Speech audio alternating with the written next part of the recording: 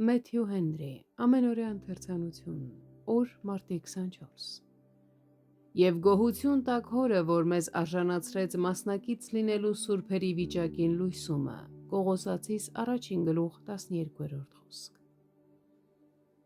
Հավատքը միացնում է թույլ հավատացյալին Քրիստոսին նույնքան ճշմարտապես, որքան զորավորին, եւ մաքրում է մեկի սիրտը նույնքան իսկապես, որքան մյուսինը, եւ ամեն մի անկեղծ հավատացյալ իր հավատքով արդարացված է Աստծո առաջ։ Հավատքը ծնում է բարեպաշտություն եւ բերում է այնպիսի պտուղներ, որոնք հոգում ոչ մի այլ շնորհ չի կարող առաջացնել։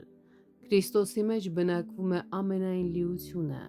եւ ներման, խաղաղության, շնորհի ու գիտության, ինչպես նաեւ նոր սկզբունքների պարգևները տրվում են Սուրբ Հոգու միջոցով։ Աստվածային բնությանը մասնակից եղողներին տրված խոստումները մեզ մղում են քննելու, թե արդյոք մենք իսկապես նորոգված ենք մեր մտքի հոգով։ Ուստի թող այս բոլոր խոստումները դարձնենք աղոթքներ Սուրբ Հոգու փոխակերպող եւ մաքրող շնորհը ստանալու համար։ Հավատացյալը պետք է իր առաքինությանը ավելացնի գիտություն, աճելով Աստծո ամբողջ ճշմարտության եւ կամքի ճանաչողության մեջ։ Գիտությանը պետք է ավելացնենք ժուժկալություն, այս աշխարհի բաների նկատմամբ չափավորություն,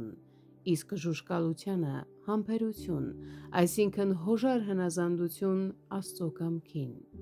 Նեղությունը ծնում է համբերություն, որը մեզ հնարավորություն է տալիս լռությամբ եւ խոնարհությամբ դիմանալ բոլոր աղետներին ու փորձություններին։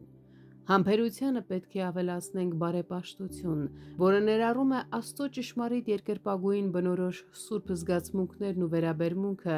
ինչպես նաև քնքուշ սերը բոլոր քրիստոնյա հավատակիցների նկատմամբ, ովքեր նույն հոր զավակներն են, նույն Տիրոջ ծառաները,